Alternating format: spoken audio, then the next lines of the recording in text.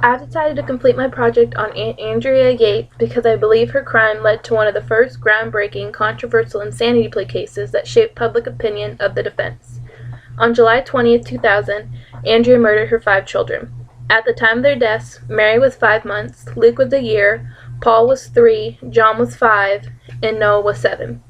Yates first drowned the 3 youngest boys and wrapped them each in a sheet and laid them on the bed. She then drowned Mary and left her in the tub. The oldest, Noah, noticed something was wrong and asked his mom what was wrong with his little sister. Noah tried to run away from Yates, but she caught him and dragged him back to the bathroom. Noah fought Yates and was able to come up twice for air, but his mom was persistent.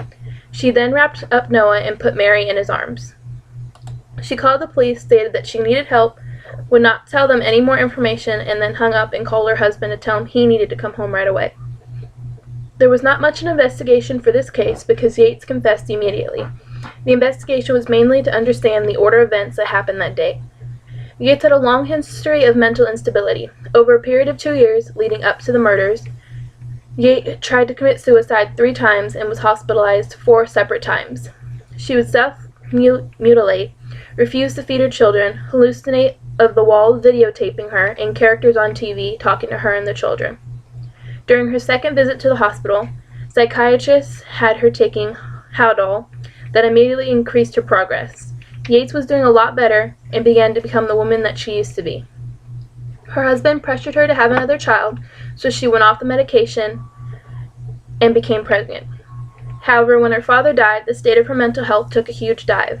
This is when she tried to kill herself the 3rd time and was hospitalized for the 3rd and 4th time.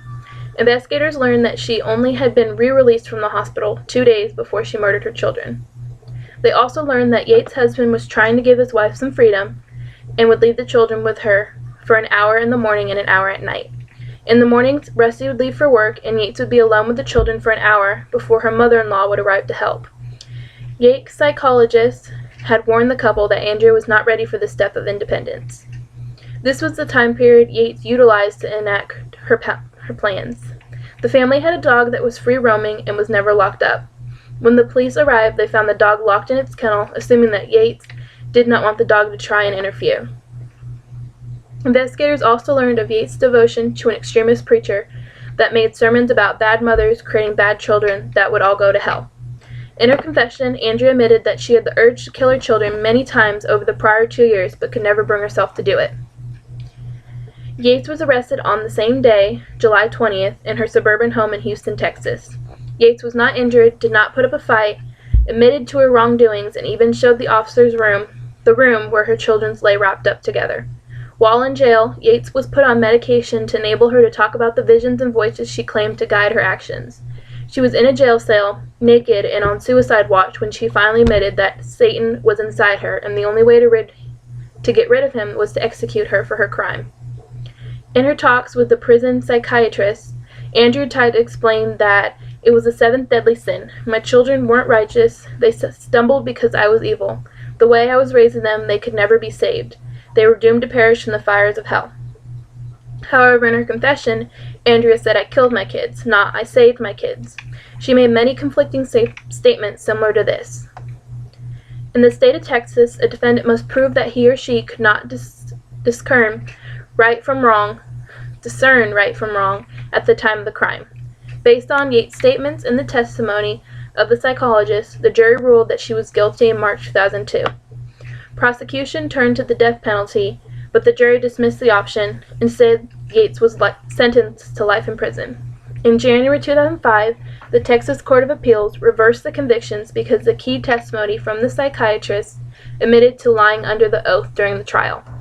In January of 2006, Yates pleaded not guilty by reason of insanity. In February, she was released on bail with the condition that she must be admitted to a mental health treatment facility. The jury in 2006 believed that Yates was not aware that her actions were wrong at the time of the crime, so she was freed from her original sentencing.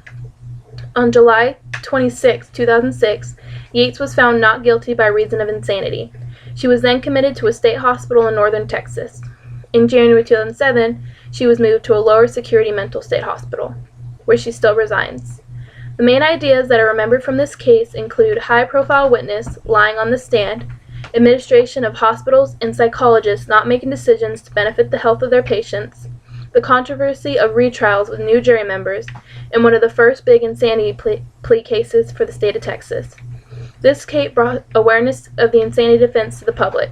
Society was faced with the fact that a mother murdered all her children and did not have to live the rest of her life in prison. A lot of society did not understand how this could be justifiable, legal, or right. Many people's opinions are still, to this day, based off what they know about this case.